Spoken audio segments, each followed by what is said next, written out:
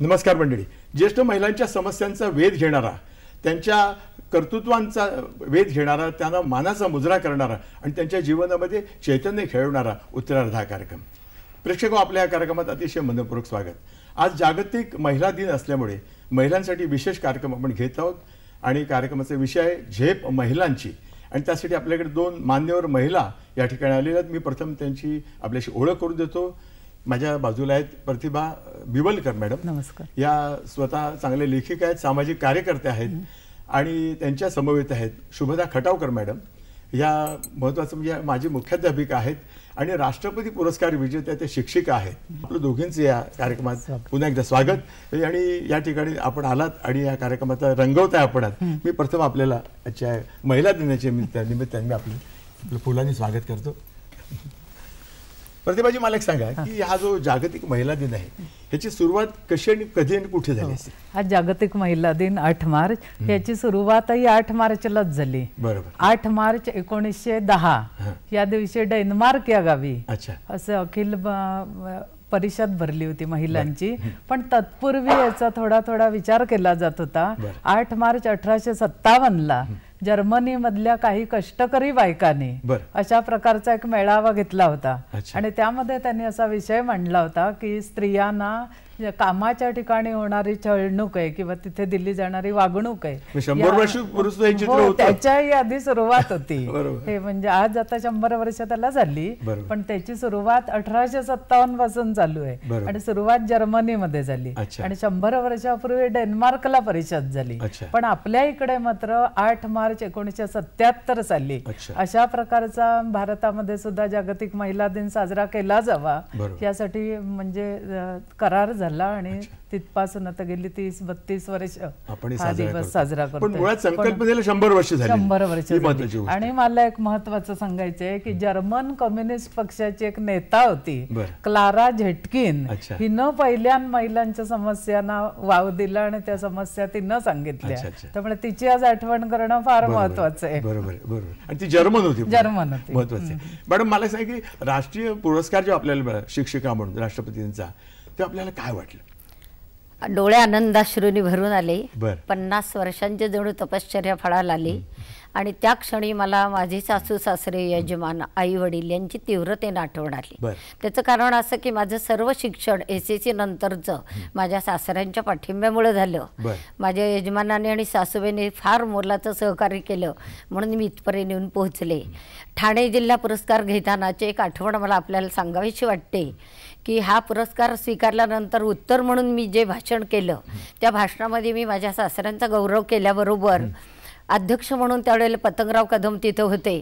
ते ताडकन उभे राहिले आणि त्यांनी वे पाठ थोपटली म्हणाले, अगं मी अख्ख्या महाराष्ट्रात फिरलो पण अख्ख्या महाराष्ट्रामध्ये सासऱ्यांचा गौरव करणारी तू एकमेव सून आहेस म्हणून मला आनंद झाला. दुसरी गोष्ट म्हणजे माझ्या आईच्या डोळ्यातले आनंदाश्रू मला आठवले.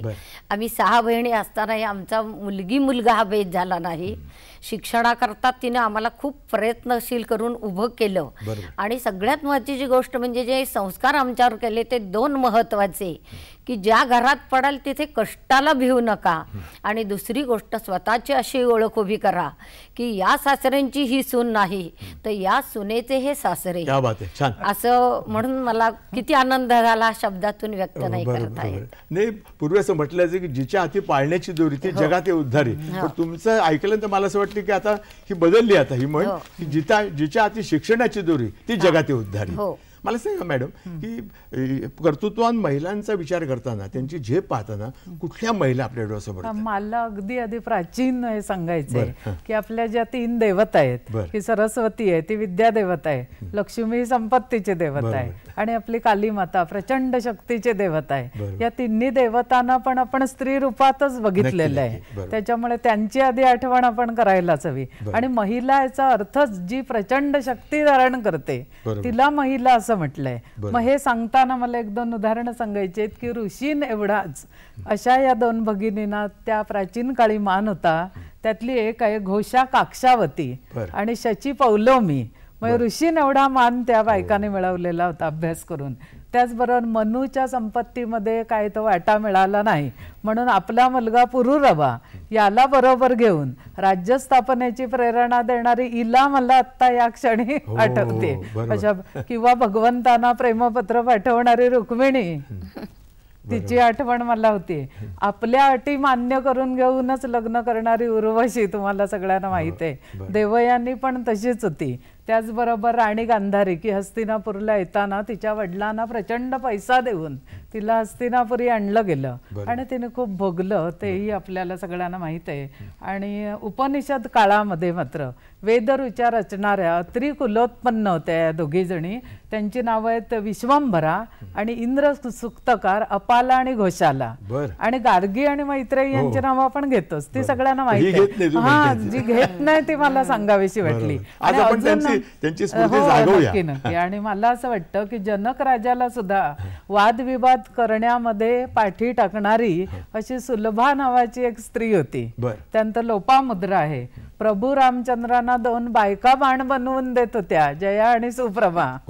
हे याचा उल्लेख रामायणामध्ये आहे. पण आपण आपलं गार्गी मैत्रेय एवढं इथपर्यंत थांबतो. तर इतक्यांची आठवण या क्षणी. आणि लीलावती म्हणून गणित तज्ञ होती, गणित तज्ञ भास्कराचार्य यांची मुलगी. तिने सुद्धा वडिलांकडून असंच गणित शिकून घेतलं. त्यांनी ग्रंथही लिहिला गणितावरचा, तर मुलीचं नाव दिलं लीलावती हे. तर या सगळ्यांचं स्मरण आजच्या महिला दिनी, म्हणजे मी प्राचीन या सगळ्या सांगितल्या. आणि म्हणून मला असं सांगायचंय की प्राचीन काळी सुद्धा शिक्षणाचा अधिकार होता, वेदाधिकार त्यांना होता, स्वातंत्र्याचा अधिकार होता आणि स्वतंत्र व्यक्ती म्हणून सुद्धा त्यांना समाजात मान्यता होती. बरोबर. तुम्ही जे आज मागतायत महिला, ते नवीन नाहीये, नवीन नाहीये, ते प्राचीन मिळवलेलंच आहे, मिळवलेलं आहे. फक्त अंमलबजावणी होत कुठे अभ्यास आहे, कुठे प्रचंड कष्ट आहेत. बरोबर. स्वतःचं मत आहे, तिलाच माता म्हणतात जिला घरात स्वतःचं मत आहे. बरोबर. नक्की नक्की. मला सांगा कटावकर मॅडम, की इतिहासात डोकावून बघताना काळ गाजवणाऱ्या कुठल्या महिला आपल्याला डोळ्यासमोर येतात? म्हणजे महाराष्ट्राचा इतिहास जसा पौरुष पराक्रम गाजवणाऱ्या पुरुषांनी जसा दैदिप्यमान केलाय, तशा अगणित अशा स्त्री आहेत की ज्यांचं नाव घेतल्याशिवाय आपण खरं तर आपला दिवस सुद्धा सुरू करू नये. त्यातली पहिली मला आठवते तिला आपण महाराष्ट्राची पहिली सौदामिनी म्हणूया, ज्या मातोश्री जिजाबाई आहेत. की शिवाजी महाराजांच्या मनामध्ये पराक्रम पौरुषाचं रोप तर त्याने लावलंच, पण महाराष्ट्राचा इतिहास घडवून एक नवं हिंदवी राज्य उभं करण्याचं स्वप्न. दुसरी मला आठवते जी सखी राज्ञी, जिला आपण महाराणी येसूबाई म्हणतो. त्या येसूबाईंचं तर दैदिप्यमान इतकं कर्तृत्व आहे की स्वतः शिवाजी महाराज आपल्या कार्याला आरंभ करताना रोज त्यांचा सल्ला घेऊन मग आपला राजदरबार भरवत असत. म्हणजे हे आपण लक्षात ठेवायला पाहिजे. त्यानंतर दया क्षमा शांतीचं अपार व्रत चालवणाऱ्या अहिल्याबाई होळकर आहेत. असं सांगतात की त्या जिथे बसायच्या तिथे 7 रांजण मोहरांनी भरलेले असायचे त्यांच्या पुढे, आणि जो कोणी येईल त्याला असं मोजून नव्हतं, तर अमाप दान दिलं जायचं. तर या दानशूर स्त्रीचं सुद्धा आपल्याला स्मरण रोज करायला हवं. स्वराज्याची ज्योत म्हणून जी महाराणी लक्ष्मीबाई आहे तिला तर विसरून चालणार नाही. त्यानंतर राजकारणाचा अपूर्व ठसा उमटवणाऱ्या आपल्या इंदिरा गांधी आहेत. त्यानंतर अनुताई वाघ आहेत की आदिवासींच्या जीवनामध्ये आशा आकांक्षांचा दीप प्रज्वलित करणाऱ्या, आणि लक्ष्मीबाई टिळकांना सुद्धा विसरता येणार नाही. आणि म्हणून मला असं वाटतं की या साऱ्या जणी आपल्या कर्तृत्वाचे कलश आणि अजरामर कीर्तीचे नंदादीप घेऊनच आज कदाचित आपल्या कार्यक्रमामागे उभ्या राहिल्या. क्या बात आहे. एक महिलेचाच प्रश्न येतो, संगीता कुलकर्णी, डोंबिवली. हा बोला मॅडम, बोला बोला बोला. हा बोला संगीताजी, बोला. हॅलो. हा बोला बोला बोला बोला मॅडम, ऐकू येतंय आम्हाला. हा हा हॅलो, मी डोंबिवलीहून संगीता कुलकर्णी बोलते. हा बोला. सर्वप्रथम महिला दिनानिमित्त आपणा सर्वांना शुभेच्छा, आणि हा कार्यक्रम दूरदर्शनवरती सादर केल्याबद्दल आपल्या सर्वांचं अभिनंदन. धन्यवाद. तर मला असं विचारायचं होतं की आजची जी 21व्या शतकामधली जी स्त्री आहे ही सर्व दृष्टीने परिपूर्ण आहे किंवा अनेक क्षेत्रांवरती ती आघाडीवर पण आहे, पण हे सर्व आघाड्या सांभाळत असताना ती आपली कौटुंबिक आघाडी कितपत सक्षम रीतीने सांभाळू शकते, किंवा यामुळे कौटुंबिक परिस्थितीवरती कसा परिणाम होतो याबद्दल मला जाणून घ्यायचंय. तुम्ही काय सांगा, तुम्ही कर्तृत्वान महिलांपैकी 7 कुटुंब चालवत आहे तुम्ही, पण दोघी मला चालवत आहे. संगीताताईंना असं सांगायचंय की कुटुंबाच्या आघाडीवर काहीतरी मिळवलेलं असलं तर बाहेर जाता येईल. हो, बरोबर. आधी कुटुंब सांभाळायला हवं. बरोबर. लग्न केलं असेल, संसार मांडला असेल तर आधी कुटुंबाचा विचार बरोबर. आणि मगच बाकीच्यांचा म्हणजे विचार ती करता सक्षम आहे येतो. हो, सांभाळण्यामध्ये. आहे ना. तुम्ही काय पण- सांगा? नक्कीच सक्षम आहे, कारण घर सांभाळूनच ती बाहेर पडत असते. घरातून बाहेर पडताना कुठलीही जबाबदारी टाळून तिला बाहेर पडताच येत नाही. आणि ती सगळ्या जबाबदाऱ्या जेव्हा पेलून बाहेर पडते तेव्हा ती निर्धास्तपणानं हाती घेतलेलं कार्य अतिशय उज्ज्वलपणानं करू शकते आणि ती सक्षम मानली जाते. बरोबर. ते प्रतिभा मला सांगा की कोणकोणत्या क्षेत्रामध्ये स्त्रीने पराक्रम गाजवला? आपण आज काय सांगाल? कोणतंही क्षेत्र असं नाही की तिथे स्त्रिया नाहीये. आपल्या आता पंतप्रधान इंदिरा गांधी होत्या, आज राष्ट्रपती आपल्या माननीय प्रतिभाताई पाटील आहे, ते आधी महत्वाचे मुद्दे. त्याचबरोबर अंटार्क्टिका मोहिमेत सुद्धा स्त्री पाठीण आहे, एव्हरेस्ट मोहिमेमध्ये गेलेली आहे, डॉक्टर आहे, स्थापत्यशास्त्रज्ञ आहे, वकील आहे, इंजिनियर आहे, सगळं पायलट सुद्धा आहे, रेल्वे चालक आहे, रिक्षा चालवत आहे, टॅक्सी चालवत, पोस्टमन झाले, तो कंडक्टर सुद्धा झाले. म्हणजे कोणतंही क्षेत्र आज असं राहील. पण ना मला मात्र एक सांगायचंय की ही जी सगळी क्षेत्र आणि या ज्या कर्तृत्वान बायका आहेत या मला स्वतःला ड्रायफ्रूट सारख्या वाटतात. मात्र मग छान गोड शिरा जर बनवला, तूप घेतलं, रवा घेतला, साखर घेतली आणि छान शिरा बनवला तर त्याच्यावर जसे ड्रायफ्रूट आपल्याला मग पण तो सगळा रवा खाली आहे म्हणून वरच्या ड्रायफ्रूटला शोभा आहे. पण वरचं ड्रायफ्रूट हे सौंदर्य आहे म्हणून आपण त्या बायकांकडे बघायचंय आणि तसं करण्याचा प्रयत्न करायचा. सगळ्या अशा करू शकतील असं नाहीये. आज आता पुण्याला निघाले नाही सुरेखा भोसले म्हणून रेल्वे घेऊन, तर तसं म्हणजे एखादीलाच शक्य आहे म्हणून तेच घेऊन बसायचं नाही, मला काय शक्य आहे ते मी करायचंय. बरोबर बरोबर. एक दूरध्वनी येतोय, दयानंद शानबाग, बोरिवली. हा बोला दयानंदजी, बोला. नमस्कार. नमस्कार नमस्कार, बोला बोला. नमस्कार, मी दयानंद शानबाग बोलतोय, ज्येष्ठ नागरिक, बोरिवली पूर्ववरून. खरोखर जागतिक महिला निमित्त आज सगळ्या महिलांना, मान्यवरांना हार्दिक शुभेच्छा. धन्यवाद. आणि पहिलाच फोन महिलेचा लागला याबद्दल मला अभिमान वाटतो. खरोखर चांगली गोष्ट आहे. आणि आज दुसरी गोष्ट म्हणजे जागतिक महिला दिनाचा संदर्भ साधून आज मंगळवारी तुम्हाला तोच दिवस 8 मार्च मिळाला, हे देखील दूरदर्शनचं भाग्यच म्हणायला हवं. तर माझा प्रश्न असा आहे की घराला आर्थिक हातभार लावण्यासाठी उंबऱ्या बाहेर पडलेल्या नोकरदार महिला, ते करिअरला लक्ष ठेवून आयुष्याची आखणी करणारी तरुणी, पण हा एक पण अद्याप स्पीड ब्रेकर बनला आहे. असं मी का म्हणतो आहे तर आजच्या तरुणींची आकलन क्षमता खूप चांगली आहे, बरोबर, पण त्यांच्यात मॅच्युरिटी कमी दिसते असं मला वाटतं. कारण त्यांची मानसिकता बदलण्याची फार गरज आहे. कारण जीवनामध्ये इतक्या शर्यती झाल्या आज की त्या शर्यतीमुळे त्यांची मानसिकता बदलणं अत्यंत आवश्यक आहे. आणि त्यासाठी नोकऱ्यामध्ये महिलांसाठी राखीव जागा जास्त करणं अत्यंत आवश्यक असं मला वाटतं. एक आणि दुसरी गोष्ट म्हणजे स्त्रीभ्रूण हत्यांचे प्रमाणही आज चिंता करावी असे आहे.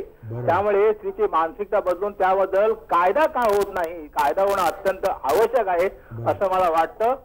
धन्यवाद. आपलं मार्गदर्शन अवश्य द्यावं आपण. तुम्ही काय सांगा? मानसिकता बदलावी असं ते म्हणतात. दयानंदजी म्हणतात ते बरोबर आहे, थोडी मानसिकता बदलते आजकालच्या स्त्रियांची. पण मला स्वतःला एक निरीक्षण म्हणून असं सांगावंसं वाटतं की सारखं करिअर करिअर हा जो विचार आहे स्त्रियांचा हे एकांगी आहे. कारण करिअर ही स्वतःपुरती आहे आणि विवाह हा संस्कार वधू आणि वर यांच्या दोघांमध्ये होतो. लग्न मात्र 2 कुटुंबामध्ये जवळीक साधण्यासाठी आहे. तर सगळ्याचाच विचार करायला, नुसता करिअरचा विचार करून चालणार नाही. बरोबर. अच्छा अच्छा, असं तुम्हाला वाटतं? मला वाटतं. मला वाटतं की आपण एक छोटीशी विश्रांती घेऊया, भेटू घ्या छोटीशी विश्रांती. उत्तरार्ध कार्यक्रमात मित्रांनो आपलं परत एकदा स्वागत. आपण झेप महिलांच्या आयुष्यावर बोलतो आहोत आणि मी आता खटावकर मॅडमकडे वळणार आहे की जिची मजल ही म्हणजे पाळण्याच्या दोरीपासून की स्वयंपाकघरापर्यंत होती, ती स्त्री आज किती पुढे गेली असं आपल्याला वाटतं. काय सांगाल आपण? अतिशय आनंद होता ह्या प्रश्नाचं उत्तर देताना. अशी अगणित उदाहरणं आता आपल्या डोळ्यासमोर येतात. पहिलं उदाहरण मला असं सांगावंसं वाटतं, सहज मिळे त्यात जीव तृप्तता न पावे, जे सुदूर जे असाध्य ते मन धावे. या कल्पनेचं केवळ स्वप्न न रंगवता त्याचा आकाशापर्यंत झेप घेणाऱ्या 2 स्त्रिया की ज्यांनी अजोड इतिहास अंतरिक्ष क्षेत्रामध्ये निर्माण केला, त्या दोघींची नावं मला आठवत आहेत. एक सुनीता विल्यम्स आहेत आणि कल्पना चावला आहेत. सुनीता विल्यमच्या बाबतीत मी असं सांगेन की अभ्यासात त्या हुशार होत्या आणि सगळ्यात महत्त्वाचं म्हणजे देशाच्या सीमा आणि कर्तृत्वाच्या मर्यादा त्या म्हणतात केवळ मनात असतात आणि माझं स्त्रीत्व यात कुठंही आड आलं नाही आणि म्हणून स्त्रीचं कर्तृत्व करताना तिचं स्त्रीत्व आड येणार नाही हा विचार आपणही लक्षात घेऊया. दुसरं उदाहरण आहे माझ्या डोळ्यापुढे की तिहार जेलमधल्या अट्टल गुन्हेगारांच्या मनामध्ये दया, क्षमा, शांती, शील, चारित्र्य आणि ज्याला आपण म्हणतो अगदी माणुसकीचं गहिवर हे निर्माण करणारा किरण बेदी, त्या आय डेअर म्हणतात म्हणजे या 2 शब्दातच त्यांचं कर्तृत्व, नेतृत्व, त्यांचं काही जे काही आहे ते सगळं सिद्ध होतं. तिसरं उदाहरण माझ्या डोळ्यापुढे आहे की गरीब जनता आणि असहाय्य शेतकरी यांची अस्व पुसण्याकरता आपल्या सर्वस्वाचं दान करून आज ज्या मेधाताई पाटकर उभ्या राहिलेल्या आहेत त्यांच्या कर्तृत्वाला आपण शब्दातून व्यक्त करू शकत नाही आणि म्हणून त्यांना मानाचा मुजरा करणं हेच आपल्या हातात असतं. दुसरं उदाहरण मी सांगेन की सापासून सा म्हणजे सप्तसुरांच्या अवीट आविष्कारानं अवघ्या महाराष्ट्राचीच नाही तर अख्ख्या विश्वाची मनं जिंकून घेणाऱ्या 2 गान तपस्विनी आपल्या डोळ्यापुढे आहेत. एक लता दीदी आहेत आणि दुसऱ्या आशाताई आहेत. यांच्या कष्टांना मर्यादा नाही, सीमा नाही आणि म्हणून त्यांचं चरित्र आपण जेव्हा वाचतो तेव्हा अक्षरशः डोळ्यातून घळघळ अश्रू येतात. पुढे आणखीन एक उदाहरण मला असं सांगावंसं वाटतं की शब्दांसवे मी जन्मले शब्दातूनही वाढले असं सांगणाऱ्या शांताताई शेळके आहेत. त्यांनाही आपल्याला विसरून चालणार नाही. म्हणजे MA विथ संस्कृत मराठी असून 2 पारितोषाच्या मानकरी म्हणजे नचिक केळकर आणि चिपळूणकर पारितोषिक त्या काळात गोल्ड मेडल वगैरे मिळवणं आणि इतक्या उच्च प्रतीची गीतं त्यांनी लिहिलेली आहेत की आज आपल्याला अखंड गुणगुणत राहावीशी वाटतात आणि म्हणून त्यांच्या शब्दात त्यांच्या कर्तृत्वाचा शेवट असा होईल की त्या एवढा दांडग्या आत्मविश्वासानं गीतं लिहायच्या आणि सादरे करायच्या आणि नुसती सादर केली नाही तर गदिमांच्या नंतर अनेक गीतकारांना आणि संगीतकारांना त्यांनी एवढं मानाचं स्थान मिळवून दिलेलं आहे आणि म्हणून त्यांचा आत्मविश्वास शब्दांच्या पलीकडचा आहे तो त्यांनी शब्दातून व्यक्त केला. असे न मी नसेन मी तरी असेल गीत हे फुला फुलात येथल्या उद्या हसेल गीत हे. या सगळ्या महिलांची मला अत्यंत तीव्रतेने आठवण येते. अतिशय विवेचन चांगलं तुम्ही केलं. एक दूरध्वनी घेऊया. प्रभास चाळवेकर डोंबिवली. हा बोला मॅडम. बोला बोला. हॅलो. हा बोला. नमस्कार. नमस्कार. महिला दिनाच्या सगळ्यांना शुभेच्छा. आपल्याला शुभेच्छा. मी प्रभा साळवेकर डोंबिवलीहून बोलतेय. हा बोला. आजच्या स्त्रिया सुशिक्षित आहेत, संस्कृती जपणाऱ्या आहेत, नव्या दुनियाची सांगड घालणाऱ्या पण आहेत. मला प्रतिभाताईंना असं विचारायचं आहे की मग विशेषतः वाचन हा छंद जोपासणाऱ्या किंवा करिअरला महत्व देणाऱ्या, भाषण ऐकायला जाणाऱ्या, त्यातनं काहीतरी बोध घेणाऱ्या किंवा सणासमारंभात जाणाऱ्या अशा महिलांचं प्रमाण किती असेल समाजामध्ये? धन्यवाद. आपण काय सांगा तुम्हाला डायरेक्ट प्रश्न. आज महिला दिन आहे अशी एक आकडेवारी दिलेली आहे की आज सुद्धा 84% बायका सण समारंभ, व्रतवैकल्य वगैरे करतात. बरोबर. 62% स्त्रिया आपल्या घरचं जे काही खरेदी वगैरे ते करायला स्वतः जातात. 57% महिला प्रवास करतात. पण आपले घरचे जे बँक व्यवहार वगैरे आहेत ते मात्र 8%च बायका सांभाळतात. आणि त्यांनी जे विचारलंय वाचन, लेखन किंवा वाचनालयात जाऊन वाचन करणं, कार्यक्रमाला जाणं अशा 2%च महिला आहेत. बरोबर. ते मला एक सांगा, आता आपण चर्चा चालेल, मला एक प्रश्न डोक्यात आला की आपण स्त्री स्वतंत्र झाली, स्वतंत्र असं म्हणतो, पण खरोखर स्त्री स्वतंत्र झाली का? आपल्याला काय वाटतं? आता स्वातंत्र्याच्या कल्पना बदलतात, संकल्पना बदलतात. 100 वर्षापूर्वी स्वातंत्र्याची कल्पना वेगळे. आज 100 वर्षानंतर मी आपल्याला पुन्हा प्रश्न विचारतो की आजची स्त्री जी आहे तिच्या ज्या प्रतिभेची जी तिची कवाड उघडलेली आहेत बरं का, तिची ज्या ज्या वेगवेगळ्या क्षेत्रात वावरते तर तिला खऱ्या अर्थाने ती स्वतंत्र झाली आहे का? आपल्याला काय वाटतं? खरं सांगायचं तर एवढे स्वातंत्र्य नाहीये. हो ना. अच्छा. जेवढं आपण ओरड करतोय ना, किंवा ना भगिनीने सुद्धा ते घेतलेलं नाहीये. त्या थोड्याशा बंधनातच आहेत. मी थोडं ज्येष्ठ भगिनींबद्दल आधी सांगते की ज्येष्ठ भगिनी तर एवढ्या बंधनात आहेत की कुठे जायचं तर घरात विचारतात मी जाऊ का, मी करू का, असं विचारून मग मी जाते. आज मी अमुक ठिकाणी जाऊन येते किंवा अमुक कार्यक्रमाला मी जाते असं नाही सांगत ते. मी जाऊ का, करू का, असं परवानगी घेते. मला वाटतं ते अंगवळणी पडल्यामुळे मग त्याच्यामुळे असेल की तिला घर आणि ते सगळंच असं सुरक्षितता वाटते बाहेर कुठे जा. आणि दुसरं म्हणजे आर्थिक हे सुद्धा आहे की तिला थोडंसं आर्थिक जे असायला हवं ना स्वातंत्र्य, ते त्या ज्येष्ठ भगिनीकडे नाहीये. काही ज्येष्ठ भगिनी मी अशा बघितलेल्या आहेत की बँकेत अकाउंट सुद्धा नाहीये त्यांचा. ते बँकेत म्हणजे जात वगैरे नाही तर सोडूनच द्या, पण अकाउंट सुद्धा नाही. नुसतं नवरा म्हणतो इथे सही कर, बिचारा सही करतात, अशा पण बघितल्या आहेत. पण आजकालच्या ज्या मुली आहेत, आता थोडा नवीन याच्याबद्दल बोलूया, त्या सुद्धा शिकल्या आहेत, नोकरी करतात, करिअरला महत्त्व देतात. तरी सुद्धा आज मला आवर्जून असं सांगावंसं वाटतं, काही मुली अशा आहेत ज्या डबल ग्रॅज्युएट आहेत तरी कुठे जायला घाबरतात, बँकेचे व्यवहार करायला घाबरतात. एखादी इंजिनियर मुलगी आहे, ती परगावी नोकरीसाठी जाऊ इच्छित नाही. डॉक्टर झालेली मुलगी आहे पण स्वतंत्र प्रॅक्टिस करायची तिची तयारी नाही. नाटकात काम करणारी एक मुलगी मी अशी बघितली की आई सतत तिच्याबरोबर असते. असं पण आहे हो की जरी स्वातंत्र्य तिला द्यायचं म्हटलं तरी म्हणजे पालक थोडेसे धास्तावलेले आहेत. बरोबर. आणि मला वाटतं की ही एक सामुदायिक रित्या हे सगळं घडतंय. एक दुर्ध्वनी येतोय सौदामिनी बक्षी, चेंबूर. हा बोला. मृणालिनी बक्षी. मृणालिनी का? ओके. हा. चेंबूर. वर्ष 73. ओके. मान्यवरांना अभिवादन. आमचे अभिवादन. ढासळत्या नीतिमत्तेत खरोखर महिला सुरक्षित आहेत का? ढासळत्या नीतिमत्तेत खरोखर महिला सुरक्षित आहेत का, असा माझा कळकळीचा प्रश्न आहे. आमच्या वयाची मंडळी काय करू शकतील? आणि दोनच ओळी माझ्या.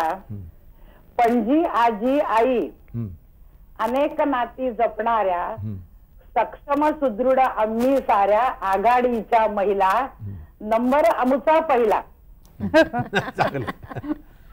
त्यातच त्यांचं उत्तर आलं ना. काय पहिला नंबर आमचाच म्हणतात ना त्या. सासरच्या घरी नीतिमत्ता म्हणताय. प्रत्येक सासरच्या घरचे काही संस्कार नीती असतात हो. आपण ते सासरचं घर स्वीकारल्यावर त्या काय त्या नीतिमत्ता स्वीकारायला प्रयत्न तर करायला हवा. अगदी 100% नाही स्वीकार करता येणार, पण काही गोष्टी स्वीकार कराव्याच लागतात आणि आपल्याला बदलावंच लागतं. हो, राहायचंय ना. आणि नवरा फक्त आपण आपल्या आवडीनं काय ते त्याचं सिलेक्शन करू शकतो, पण बाकीची जी कुटुंबातली माणसं आहेत त्यांचा स्वीकार आपल्याला करायला हवा, कारण ते नवऱ्याचे सगळे नातेवाईक आहेत. त्याचं सिलेक्शन आणि बाकी सगळ्यांचं ही आई हवी ते वडील असं नाही चालणार. त्याचं नाही किंवा गावाचं नाही, मला हेच गाव हवं आणि असं कसं चाललंय. आज इथेच सगळं बिघडलंय हो, की असं सांगतात बदलापूर ते दादर असं स्थळ हवं, पुण्याचंच हवं, अमुकच हवं, आईपासून. असं नाही चालणार. काहींचं म्हणणं महाराष्ट्राच्या बाहेर जाणार नाही, नागपूरच्या बाहेर जाणार नाही. हो ना, मग कसं काय लग्न होणार किंवा काय नीतिमत्ता कधी ती स्वीकारणार? बरोबर. कधी कधी काय असेल की समजा एखादी म्हटली पुण्याच्या बाहेर जाणं, तर नागपुरात चांगला दौर मिळाला असता, पुण्यात स्थायिक झाला असता, पण संधी दिली पाहिजे. पण मला कसं वाटतं, खटावकर मॅडमचं विचार असं वाटतं की मला एक सांग, करिअरच्या प्रेमात पडलेल्या आजच्या महिलांचा एक वेगळाच प्रश्न आहे. त्यातल्या बऱ्याचशा महिला आहेत त्या विवाहच करायला तयार नाही. त्याची काय कारण मीमांसा असेल? फार चांगलाच प्रश्न विचारला, कारण ज्याला आपण ज्वलंत प्रश्न म्हणतो जरी नसला तरी 4-5% हे चित्र आज आपल्याला नक्की दिसतंय. माझेच पालक आत्ता भेटले होते, विद्यार्थिनीचे आई. ती पण सांगते की 2 लाख रुपये पगार मुलीला आहे, पण मुलगी लग्नाला तयार होत नाही. त्याचं कारण एक असं आहे की तिला 2 लाखापेक्षा जास्त पगार मिळवणारा नवरा तरी हवा, की मग ती तडजोड करायला तयार नाहीये. म्हणजे एक तर इथे पाश्चात्य संस्कृतीचं अतिशय अंधानुकरण आहे. अंधानुकरण म्हणजे कसं आहे की आम्हाला स्वैराचार हवा, आमच्या स्वातंत्र्यात, आमच्या मानसिकतेत, आमच्या जे काही एकूण जीवनमान आहे याच्यामध्ये आम्हाला कुठलीही बाधा नको आहे. आणि त्यामुळे हे प्रश्न निर्माण झालेले आहेत. लग्न म्हणजे काय असतं हे आज आपण समजून घ्यायला पाहिजे. लग्न हे एक पवित्र बंधन आहे आणि त्या पवित्र बंधनाचे संस्कार जेव्हा आपल्या गुरुजींकडून किंवा त्या सगळ्या विधिवत आपल्यावर केले जातात, तेव्हा त्या कलशातलं पाणी पडून सुद्धा आपण पवित्र होतो अशी पूर्वंपार आपली धारणा आहे आणि आपण मानत आलो. आणि तशाच पूर्वंपार स्त्रिया चालत आल्या म्हणून घरं चालत आली. आज आता लग्नच करायचं नाही म्हटल्यानंतर या संस्कारांचा विषय संपला.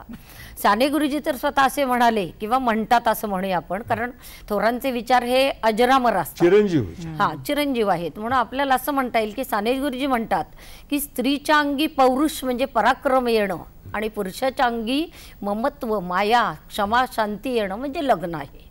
आता हा विचार जर कोणी समजूनच घेणार नसेल आणि लग्नातच पडायचं नाहीये म्हणजे हीच जर मानसिकता असेल तर तो प्रश्नच निकालात निघतो. आणि आता इतरांसाठी आपण कष्ट करावे. आता आमचंच उदाहरण घेतलं की आज सुद्धा आम्ही आलो तर आम्ही सगळं घरातलं आवरून येतो. म्हणजे आज सुद्धा असं काही काम ठेवले की टी व्ही सेंटरवर आपला आहे किंवा परीक्षा आहे, अमुक आहे, ही स्त्रीची अजूनपर्यंत तरी मानसिकता नाहीच आहे आणि ती नसलीच पाहिजे असं आम्ही दोघी पण अगदी म्हणजे ठामपणे सांगू, तेव्हाच आपलं घर उत्तम चालणार आहे. आणि म्हणून सगळ्यात शेवटी असं मी म्हणेन की लग्न म्हणजे काय आहे तर हे जोखड नाही, हा एक अत्यंत पवित्र आणि कोमल असा संस्कार आहे. तो आपण समजून घेऊया म्हणजे मग प्रत्येक घरातला जो काही छोटा भाऊ असेल तो नक्कीच म्हणेल गोड गोजिरी लाज लाजरी ताई आता होणार आहे नवरी. म्हणजे हे लक्षात घेतलं तर हा प्रश्न निकालात निघू शकतो असा आत्मविश्वास वाटतो. एक दूरध्वनी येतोय माधवी जोशी ठाणे. हा बोला मॅडम बोला. हा नमस्कार. नमस्कार. हा नमस्कार. नमस्कार तिघांनाही नमस्कार. आमचाही नमस्कार. महिला डे, महिला म्हणजे दिवसाकरता म्हणून अभिनंदन. मला असं म्हणायचं आहे की हल्लीच्या मुली फक्त नवऱ्याच्या दृष्टीने फक्त बघतात पण त्यांना बाकीची जबाबदारी नको असते. तर पूर्वीच्या ज्या बायका होत्या त्या सगळी घरातली जबाबदारी दिराचं, नंडांचं वगैरे करून करत होत्या. तर हल्लीच्या महिलांमध्ये ही थोडीशी जागृती आणणं जरुरीचं आहे की ऍडजस्टमेंट म्हणजे अगदी ऍडजस्टमेंट तुम्ही करू नका, परंतु फक्त माझा नवरा आणि मी हे जे काही हल्लीचं चाललेलं आहे त्याच्याबद्दल महिलांमध्ये खरी जागृती करायला हवी. नुसते महिला डे, महिला दिवस साजरा करून आता भागणार नाहीये, तर जागृती करायला पाहिजे. आता दुसरं असं सांगायचं आहे की आपल्या दोघींमध्ये सुद्धा शिक्षण घेताना काय काय अडचणी आल्या त्याच्यावरती तुम्ही कशी मात केली ते जरा थोडं थोडं आम्हाला ऐकायला बरं वाटेल. धन्यवाद. तुम्ही काय सांगा? त्यांना मला माधवीताईंना असं सांगायचं आहे की लग्नात एक विधी आहे गाठ मारणे म्हणून. तर त्यामध्ये असं म्हटलंय की नवरदेवाच्या उपरण्याला गाठ आहे आणि नवरीच्या रेशमी पदराला गाठ आहे. त्या नवऱ्यानं जर उपरणं झटकून द्यायचं ठरवलं तर ते उपवस्त्र आहे, तो झटकून देऊ शकतो, पण बाईच्या पदराला गाठ आहे. त्यामुळे लग्न केल्यावर बाईचा पदर सासरच्या घरी जागच्या जागी राहील याची तिने काळजी घ्यायला हवी. आणि मी माझ्या कुटुंबाची लाज जाऊ देणार नाही. जे आडनाव मी स्वीकारलं त्याची लाज तर जाणार नाही, उलट ते घराणं मी उज्ज्वल करीन असा प्रयत्न तिने करायला हवा. तीच सक्षम स्त्री आजच्या महिला दिनाला. आणि त्या म्हणतात की या कशा शिकल्या काय हो, फार मोठा कार्यक्रम होईल, सगळं सांगत बसलं जर फार कष्ट. आपण चर्चा चालू ठेवूया छोट्याशा विश्रांतीनंतर.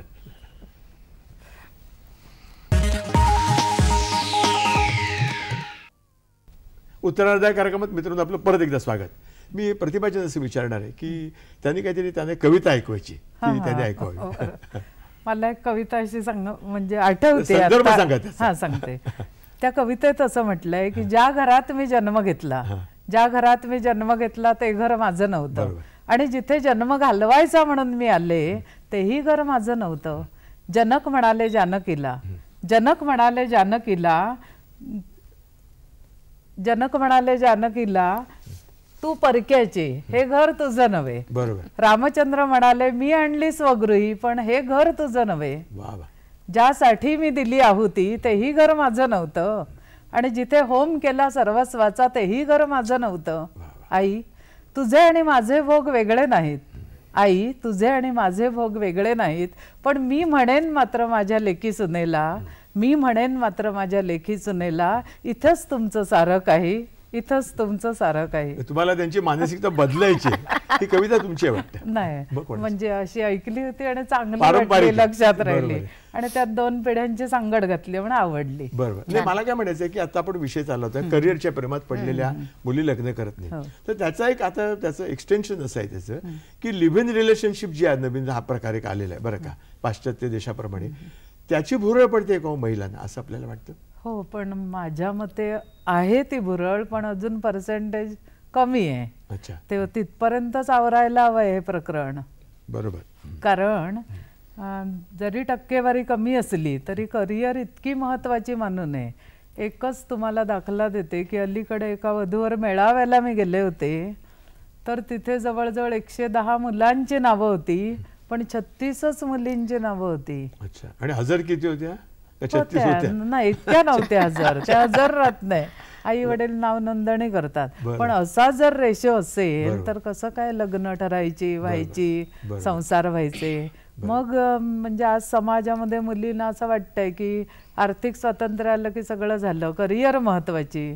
आणि खूपदा तिची आई पण तिला सुचवते, तू तुझ्या पायावर उभी राहा, आर्थिक स्वातंत्र्य हवं, मग बाकीचं काय ते सगळं मिळवता येईल. असं नाहीये. केवळ आर्थिक स्वातंत्र्य हे सर्वस्व नाहीये. तिचा संसार व्हायला पाहिजे. लिव्ह अँड रिलेशनशिप हे प्रकरण भारतात तरी येऊ नये असं मला वाटतं. पण ते आलंय. हो, कला क्षेत्रात खूप आपल्याला असे प्रकार पाहायला मिळतात. तुम्ही काय सांगाल मॅडम या विषयावर, लिव्ह इन रिलेशनशिप बद्दल? म्हणजे खरं सांगायचं तर परंपरेने आपल्याला हे पटतच नाही, पण शेवटी आता काय जे घडत असतं ते आपण पाहायचं आणि त्याच्यावर काही उपाययोजना, जर मानसिकता बदलणे हाच उपाय मला तरी बरा वाटतो, तो आपण करून पाहायचा. अच्छा अच्छा. मला एक दूरध्वनी येतोय, सुप्रिया देशपांडे, डोंबिवली. हा बोला. हॅलो. हा बोला बोला बोला मॅडम. मी सुप्रिया देशपांडे डोंबिवलीहून बोलतीये. हा बोला बोला. हा, तर माझा प्रश्न असा आहे की प्रथम दोघींना माझा नमस्कार. नमस्कार. हा, महिलांनी आजपर्यंत सर्व क्षेत्रात आघाडी गाठलेली आहे. महिलांची झेप ही खरोखरच स्तुतीप्रधान आहे की दुय्यम दर्जाची? हा माझा प्रश्न आहे. धन्यवाद. झेप स्तुतीप्रधान आहे. हा, पण प्रत्येकीचा आवाका म्हणून काहीतरी वेगळा आहे की नाही? म्हणजे प्रतिभाताई पाटील राष्ट्रपती झाल्या म्हणून मी नुसतीच नावाची प्रतिभा राष्ट्रपती होऊ शकणार नाही. हो, मग मी तशी इच्छा केली तरी माझ्या घरातली सुद्धा असतील, अशी गंमत आहे. बरोबर. झेप घेणाऱ्यांकडे म्हणजे बघावं, पण आधी झेप घेणाऱ्यांच्याकडे प्रेरणा घ्यायची. हो, प्रेरणा घ्यायची होण्याची. काय कोणीतरी एक आदर्श समोर, म्हणून तर ते आदर्श झाले. हो, बरोबर. पण सामान्य स्त्रीने प्रयत्न करावा का, तुम्हाला काय वाटतं? अशा प्रकारे त्यांचा मुद्दा काय की तिची ताकद आहे, कुवत आहे का तिच्यामध्ये, ते बघायला हवं, बघितल्याशिवाय. पण नॉर्मली काय सांगाल, उभारी द्यायची आपल्याला. हो, आपल्याला काय निगेटिव्ह सांगायचं नाहीये. नाही, मग ती झेप घेण्याचा प्रयत्न करता येईल. तुम्ही काय सांगाल? त्यांनी झेप घेऊन निश्चित बघावं आणि प्रयत्न तर ठेवावे लागतात. कारण आज एवढ्या स्त्रिया सक्षम आहेत, वेगवेगळ्या क्षेत्रामध्ये काम करतात, त्या सक्षम आहेत. हताश होऊन नाही चालणार, निराश होऊन कसं चालेल? आणि स्त्रिया जर एवढ्या आघाडीवर चालेल, पायलट एक स्त्री होती असं म्हणजे रिक्षा चालवणाऱ्या बाईला काय सक्षम आहेत हे मान्यच करून आपण त्यांनी प्रयत्न करायला पाहिजे. म्हणजे स्त्री नुसती सक्षम आहे म्हणून काही होणार नाही, पण प्रयत्नांचा अखंड तेजमय ठेवायला पाहिजे. बरोबर आहे. मला सांग, पुरुष प्रधान संस्कृतीबद्दल बोललं जातं प्रतिभाजी, बरं का, स्त्रीचं स्थान काय वाटतं तुम्हाला? पुन्हा तो प्रश्न आहे. अजूनही स्त्रिया अनुगामिनी आहेत, पाठीमागून जाणाऱ्या, सावली आहेत. साधं गंमत तुम्हाला सांगते, एखादी काय खरेदी करायला बाई गेली आणि तिने खरेदी केली, पगार वगैरे तिला भरपूर आहे, तरी खरेदी काय केली, समजा एखादं काय भांड कुंड विकत घेतलं तरी त्याच्यावरती आपल्या मुलाचं नाही तर नवऱ्याचं नाव घालून, आपलं नाही घालत, सगळं काय ते आपल्या मुलांसाठी, कुटुंबासाठी, घरासाठी, असं ते. म्हणजे अनुगामीने राहिला. तिला रिक्षातून 2 जण गेली तरी पुरुषच साधारणपणे पैसे देतो कुठेही. बरोबर. स्त्री प्रवासाला निघाली तर अनेक सूचना केल्या जातात. आज आमच्या घरातून नाही सूचना झाल्या, आम्ही इकडे आलो ना, नाही झाल्या सूचना. त्याचबरोबर आणि कुठे मतदानाला जाताना सुद्धा हळूच सुचवलं जातं मत. ते महत्वाचे, त्या ठिकाणी स्वातंत्र्य फार महत्वाचं आहे. हो की नाही? शिक्षणाचं स्वातंत्र्य आहे आपण म्हणतो, पण म्हणजे पालकांचा सुद्धा विचार महत्वाचा असतो की काय त्यांना अपेक्षा आहे शिक्षणाची वगैरे. आणि स्वातंत्र्य ओरड खूप चाललेली आहे, पण त्या मानानं तेवढं स्वातंत्र्य अजून भगिनींना नाहीये. मी तिला अनुगामिनीच म्हटलंय. बरोबर. आणि स्वातंत्र्याची ओरड होते म्हणजेच काहीतरी डाऊटफुल. ओरडून काय सांगायला लागते, जर शांतपणे एन्जॉय करते. महिलांच्या समस्या काय सांगाल तुम्ही खडावरे मॅडम? महिलांच्या समस्या म्हणजे त्यांचं एक वाढतं वय असतं. आपण ज्येष्ठांचा विचार केला तर पहिलं वाढतं वय, आणि म्हणून 60 आली की तब्येतीत आजारांची दाटी व्हायला सुरुवात होते. हा पहिला म्हणजे अटळ प्रश्न आहे आणि हा आपण टाळू शकत नाही. दुसरी गोष्ट, वयाप्रमाणे मन पण दुर्बल होत जातं. एवढ्या तेवढ्या दुःखाने लगेच खिन्नता येते त्यांना, आणि सगळ्यात महत्त्वाची गोष्ट म्हणजे कमावते पण नसणं. स्त्रीला आर्थिक स्वातंत्र्य नाही. आता प्रतिभाताई म्हणाल्या तसंच की बारीक सारीक गोष्टी करता प्रत्येकाचं मत घ्यायला लागतं. याचं मत घे, त्याचं मत घे, मला का नाही विचारलं. हा तुला एक दुःख देणारा प्रश्न आहे. पण तरीसुद्धा आपण असं असलं तरी की दुःखी व्हायचं कारण नाही. कारण मागच्या पूर्वीच्या परिस्थितीत आता खूपच बदल झालेला आहे. स्त्रिया तशा ज्ञानाने, वयाने आणि अनुभवाने आणि काही स्त्रिया आर्थिक सक्षम आहेत. तर त्यांनी विचार करावा की आपण या सगळ्यातून बाहेर कसं पडता येईल आपल्याला, किंवा जे काही गढूळ वातावरण आपल्या कानावर पडते ते बाजूला कसं टाकता येईल. तर घरात ज्येष्ठ म्हणजे आई, सासू सासरे, आई वडील हे असलेच पाहिजेत. हा विचार आपण सगळ्यांनी केला पाहिजे. कारण त्यांचं स्थान कुणीही घेऊ शकत नाही. त्यांना जे वयाने अनुभव आलेले आहेत ते काय असतात. म्हणून घर आईचं असतं हे आपण घेऊया. आई म्हणजे काय असते तर वासराची गाय असते, लंगड्याचा पाय असते. आणि अगदीच पुढे जाऊन बोलायचं झालं तर समईतील वातीला उजेड दाखवणारी जागा आई आहे. आणि म्हणून तिच्या ज्या काही समस्या आहेत त्या आपण समजावून घेतल्या तर आपल्याला त्रास होणार नाही. माझंच उदाहरण मी सांगेन की माझं शिक्षण, नोकरी हे सगळं करताना माझ्या सासूबाईंनी माझ्याकरता खूप कष्ट घेतले. आणि अखेरच्या 10 वर्षात त्या अक्षरशः इतक्या आजारी झाल्या की त्यांना काही करणं सुद्धा अशक्य झालं. 3 वर्ष त्या अगदी अंथरुणावर होत्या. पण मी अगदी अभिमानानं सांगेल की आपण पेरावं ते उगवतं, द्यावं तसं घ्यावं या न्यायाने त्यांना आम्ही अतिशय, मी, माझी मुलं, सुना आणि माझे यजमान, आम्ही सर्वांनी त्यांची इतकी सेवा केली की म्हणजे सगळेजण आश्चर्य करायचे की घरातच दवाखाना आम्ही केल्यासारखा केला होता. आणि त्याचा आम्हाला अतिशय आनंद झाला. आणि म्हणून आणि ज्येष्ठांचं अस्तित्व हे श्रेष्ठ आहे, आनंददायी आहे. घराला कुलूप कधी लावावं लागलं नाही हे मला अगदी मुद्दाम सांगते मी. दुर्धन येतोय रत्नागिरीहून महाजनांचा. हा बोला महाजन साहेब, बोला. मी रत्नागिरीहून व्यक्त विसा महाजन बोलतोय की हा आंतरराष्ट्रीय महिला दिनाचा जो जन्म आहे हा आर्थिक शोषणातून झालेला आहे. अच्छा. आर्थिक शोषण जी पिळवणूक आहे, महिलांची पिळवणूक, की याच्यामध्ये जे महिला दिनाचा जो शिलाईच्या मशीनच्या कामगाराचा जो मोर्चा आलेला होता त्यातून हा जन्म झालेला आहे. बरोबर. आज या आर्थिक शोषणाचा प्रश्न कितपत सुटला गेलेला आहे आणि त्यासाठी महिलांनी काय केलं पाहिजे, कुठल्या मार्गाने लढलं पाहिजे याबाबत थोडं मार्गदर्शन व्हावं. तुम्ही काय आर्थिक शोषणाचं आहे महिलांचं, तो प्रश्न सुटलाय का त्यांचा? नाही, अजून सुटलेला नाहीये. ज्या मानानं स्त्री शिकते किंवा ती नोकरी करते त्या मानानं तिचे कामाचे तास आहेत, त्यानंतर मिळणारा पगार आहे, मिळणारं समाधान आहे, किंवा शिक्षण एका प्रकारचं आणि नोकरी करावी लागते दुसऱ्याच प्रकारची असं पण आहे. पण ती एकदा नोकरी करायचंच असं म्हटल्यावर ती कोणतंही ते आव्हान ते स्वीकारते. बरोबर. तुम्ही काय सांगा खटावकर मॅडम? की तसंच आहे की आर्थिक प्रश्न हा तर महत्वाचा असतो. शोषण होत आहे का? शोषण होत आहे. तर त्याकरता तिला काय करता येईल तर जास्त तिने सजगतेने काम करावं एक. आणि त्याकरता न्याय मागण्याची काही व्यवस्था असेल तर तिने मागे पुढे अजिबात बघू नये. त्या न्यायाकरता त्यांनी झगडलं पाहिजे. आणि अशा 1-2 महिला जेव्हा समाजात पुढे येतील तेव्हा 100 महिलांना ती वाट म्हणजे वळणावर जायला काहीच हरकत नाही. हो, तर त्याकरता कायदा आहे का, काही सोयी आहेत का, त्यांची माहिती करून. आरक्षणाचा विषय 33% आरक्षण आहे, आता 50%ची मागणी आहे. तुम्ही काय सांगा?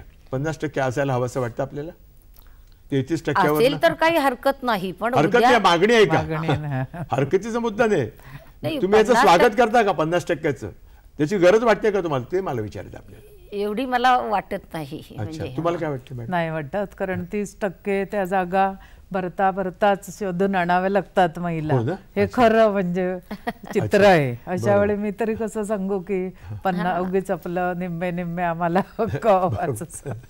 त्यात बरेच पुरुष बेकार होणे शक्य आहे. मला सांग की एक थोडासा वेगळा प्रश्न आहे कारुण्याच्या प्रश्नामध्ये की 40 वर्ष ज्याच्यावर संसार केला तो जोडीदार जेव्हा अर्ध्या वाटेवर सोडून जातो तेव्हा मागे राहिलेल्या स्त्रीने, ज्येष्ठ महिलेने आयुष्य कसं जगावं, काय सुचवायला आपण? म्हणजे मला असं म्हणायचंय की नियतीनं आता जे दान पदरात टाकलं ते स्वीकारावंच लागतं. नियती कधी काय आपल्यावर घालेल सांगता येत नाही. पण म्हणजे मी स्वतः या मताची आहे की घर नवऱ्याचं आहे आणि नवऱ्याच्याच मताने आता पुढे आपल्याला त्या घरात राहायचंय. त्या घरात राहायचंच आहे तर त्यांची जी मतं होती तीच पुढे आपण चालवायला हवीत. आणि आता आम्ही ज्येष्ठ नागरिक आहोत तर त्यामुळे घरामध्ये आपण राहत असताना मी स्वतःला असं मानते की आता या घरची मी पाहुणी आहे, की काय जे दिवस राहिलेत आपले पुढचे ते पाहुण्यासारखे घालवायचे आणि घालवायचेच आहेत, तर मग आनंदानं का घालवू नये, काय जो मिळेल आपल्या, कारण आपलं घर आहे ते घराचं स्वर्गही स्त्री करू शकते आणि असं भांडाभांडी करून घराचा नरक सुद्धा स्त्रीमुळे होऊ शकतो. त्यामुळे उगीच बेजार आपण कोणाला करू नये, घरातल्यांना सुद्धा आणि बाकीच्या, असं मला स्वतःला वाटतं. आणि जे झेपेल काय कार्य करावं, आपले छंद जोपासावेत, पण त्या छंदाचा त्रासही बाकीच्यांना होता कामा नये. आपण काय सांगाल खटाखोर मॅडम? आता म्हणजे या वयाला आपण पुष्कळ असं खूप काही करायचं राहिलेलं असतं आपलं, मग ते आपण छंद या म्हणायला तसे छंद जोपासण्यात आपला वेळ घालवू शकतो. त्या छंदांचा त्रास होणार नाही तेही आपण करूया.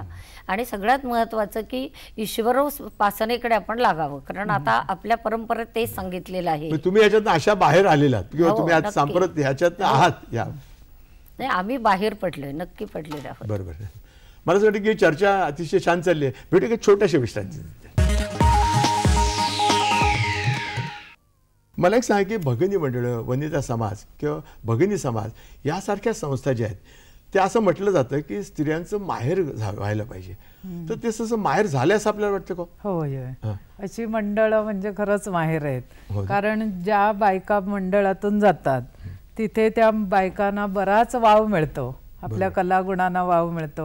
अनेक स्पर्धा होतात, त्याच्यामध्ये त्या भाग घेतात, वेगवेगळ्या ट्रिपना वगैरे त्या जातात आणि मैत्रिणी मिळवतात आणि कार्यक्रम होतात ना, हो त्यामध्ये भाग घेतात. कार्यक्रम ऐकणं पण महत्वाचं आहे. सगळ्यांना भाग घेता येणार नाही, पण ऐकणं हे पण महत्वाचं आहे. चांगले चांगले कार्यक्रम बघून ऐकून सुद्धा माणसाला आनंद होतच असतो, हो प्रेरणा मिळते. आणि अशी मंडळं म्हणजे मला स्वतःला टॉनिक वाटतं.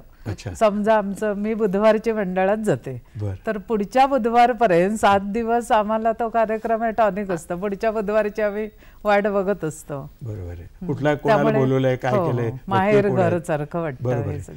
हे या ज्या भजनी मंडळी जी आहेत बरं का, भगिनींच्या तर्फे चालवलेले आहेत, तर ती देखील काही सूर देतात का, नवीन सूर ज्येष्ठ भगिनींना? हो नक्कीच देतात. कारण एक तर भजनी मंडळ म्हणजे नुसतं तिथे भजन नसतं, तर तिथे ती गानसेवा आहे. बरोबर. आणि ज्या महिलांचं आयुष्यभरात गाणं किंवा काही आपल्याकडे वादक महिला पण आहेत, त्यांना आयुष्यभरात कुठेही संधी मिळालेली नसते, तर तिथे गेल्यानंतर तर गाण्याशी तर सूर जुळलेत, तर वादनाशी सूर जुळतात. आणि सगळ्यात महत्त्वाचं काय असेल तर सा पासून सा जो आहे तो मी त्याचं थोडंसं स्पष्टीकरण करू इच्छिते की हे आपल्या उत्क्रांतीवादाचं ते सूत्र आहे किंवा मानवी जीवनाचं एक समीकरणच आपण त्याला म्हणूया. सा म्हणजे सागर, रे म्हणजे रेती, ग म्हणजे गगन, प म्हणजे पवन, आणि ध म्हणजे बुद्धिमत्ता, म म्हणजे मानव, आणि शेवटचा जो सा आहे नी म्हणजे निसर्ग, आणि शेवटचा सा जो आहे तो या सर्व विश्वामध्ये विश्वनियंत्याचा किंवा निर्मात्याचा साक्षात्कार करणं आहे. म्हणजे इतकी उदात्त प्रेरणा आपल्याला तिथे मिळत असते. आणि तालासुरांची माणसाची गट्टी जमते, म्हणजे माणूस नक्कीच आपल्या आयुष्यातले दुःख विसरतो. गाणं म्हणजे काय असतं तर जगणं व्हावं गाणं, गाणं व्हावं जगणं. आणि या समीकेवर किंवा या समीकरणावर त्या स्त्रिया येतात, नक्की तिथे आनंद तर मिळतो, गाण्याचा आनंद मिळतो, कलेची जोपासना होते, स्पर्धांमधून सहभागी होता येतं, आणि आणखीन सगळ्यात महत्त्वाचं म्हणजे उत्तम मैत्रिणी मिळतात. समानशीलम व्यसनेषु सख्यम हे तिथे खरं ठरतं. आणि मग आपली सुखदुःख बाजूला राहतात आणि एका नव्या उमेदीने जगण्याचं, नवं पाऊल टाकण्याचं, आता मागे वळायचं नाही, पुढेच चालत राहायचं. ही वाट आहे, याला दुसरी वाट मिळेल, तिसरी मिळेल, आणि शेवटी वाटच नसेल तर आपल्या पायांनाच वाट फुरलेली असेल, आणि मग माणूस पुढे चालत राहतो. एक दूरध्वनी येते, स्मिता खंडकर, डोंबिवली. हा बोला मॅडम. नमस्कार. नमस्कार. महिला दिनाच्या सर्वांना शुभेच्छा. आपल्याला शुभेच्छा. धन्यवाद. ज्येष्ठ नागरिक महिलांसाठी तरुण वर्गाची आजची झेप कितपत योग्य आहे, करिअर की घर? काय सांगा, झेप आहे पण कितपत योग्य आहे? घर सोडून करिअरच्या मागे धावायचं. मला असं वाटतंय की ज्येष्ठांनी आता त्यांना मदत केली जर तरच त्यांची करिअर जे काय करायचे त्यांना ते करू शकतात. पण असं झालंय की ते ज्येष्ठांनाही थोडस डावलतायत आणि करिअर तर करायचे, हे दोन नाही जमणार. एक काहीतरी स्वीकारावं लागणार. करिअर कडे लक्ष द्यायला हवं तर घरात बघणारे ज्येष्ठ आवश्यक आहेत. बरोबर आहे. मग त्यांच्याशी पण जुळवून घ्यायला लागेल. तुम्ही काय सांगा? मी आता माझंच उदाहरण सांगेन की मी MA विथ फर्स्ट क्लास झाल्यानंतर मला हिंदी ऑफिसर म्हणून बँकेमध्ये मोठा चान्स होता. पण घरात माझे सासू सासरे आजारी असल्यामुळे माझ्या यजमाने एकच सांगितलं की तू एकच असं ठरव की ज्याच्यामुळे तू म्हणजे त्रासात पडणार नाही. त्यावेळेला मग मी तो मार्गच बंद करून टाकला आणि शिक्षकी पेशा स्वीकारला आणि त्याच मार्गावर चालत राहिले आणि ते करून मी ते उत्तम केलं आणि घरही उत्तम चालू आहे असं मी आज अभिमानाने सांगते. म्हणजे करिअर एकच समोर असतं ते नसतं. तर प्रसंगानुरूप माणसाला करिअर पण बदलता आलं पाहिजे आणि त्याच्याशी समरस होऊन आपल्याला सर्वस्व समर्पित पण करता आलं पाहिजे. बरोबर आहे. मला प्रतिभाची एक मला सांगा, साहित्यामध्ये स्त्रीची जी प्रतिमा आहे ती सोशिक, कष्टाळू, त्यागी अशीच दाखवली जाते. त्याचं कारण काय असेल? कारण भारतीय संस्कृतीमधलं स्त्री चित्र हे असंच आहे. मग जसं आहे तसं लेखकांनी रंगवलं किंवा त्याचं पर्सेंटेज जास्त आहे. पहिलं अगदी पुस्तक मी तुम्हाला सांगेन श्यामची आई, की ज्याच्या लाखो प्रती आजपर्यंत खपलेल्या आहेत. गेली 50 वर्ष ते पुस्तक प्रसिद्ध आहे. त्यामध्ये भावनिक सक्षमता स्त्रीची दाखवलेली आहे आणि भावनिक सक्षमतेवर ती स्त्री कसं संपूर्ण घराचा रेटा ओढत नेते ते त्यामध्ये दिसतं आपल्याला. अशी आणि पण पुस्तकं मला सांगता येतील. सांगू काय? हा, तर मला अजून एक पाचोळा नावाची कादंबरी आहे राराम बोराडांची. तर त्या कादंबरीमध्ये अगदी हलाखीची परिस्थिती आणि नवरा जो गंगाराम आहे त्याच्या संसाराला ठिगळं लावण्याचं काम पार्वती नावाची त्याची बायको करते आणि तो संसार सुधारते. म्हणजे सामान्य कुटुंबातलं ते दाखवलं. हे श्यामची ब्राह्मण कुटुंबातलं सगळं वर्णन आहे.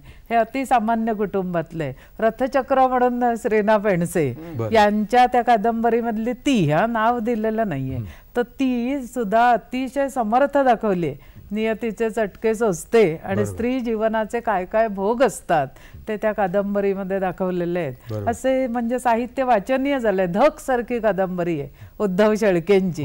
त्या कादंबरीमधली जी नायिका आहे ती दिवस रात्र शेतामध्ये राबते, दिवस रात्र म्हटलंय. आणि तिचा मुलगा जो नामा आहे त्याला एकदा हॉटेलमध्ये नोकरी लागल्यावर ती आनंदाचा सुस्कारा अशासाठी सोडते की आता 2 वेळ आपल्याला पोटभर जेवायला मिळेल, याचा तिला आनंद वाटतो.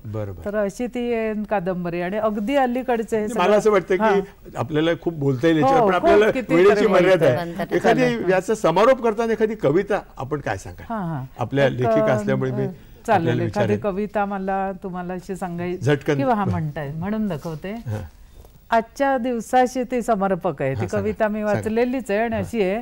जाग भगिनी नारी शक्ती जाग तू सखे, जाग भगिनी नारी शक्ती जाग तू सखे, सक्षम हो जागृत हो चल पुढे पुढे, चल पुढे पुढे. महिषासुर दुर्योधन मातलेत पुन्हा, होतसे विटंबना सांगसी कुडा.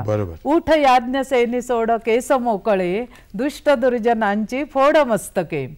तू आदिशक्ती तुझला माता म्हणती, रूप तुझे पद्मिनी तू मूर्तिमंत स्फूर्ती. बिघडली पिढी तुझ्या हाती सुधारणे, नीतिवंत संस्कारी राष्ट्र घडविणे. तूच जिजा सावित्री तूच कल्पना, तूच मेधा तूच किरण वारसा तुला.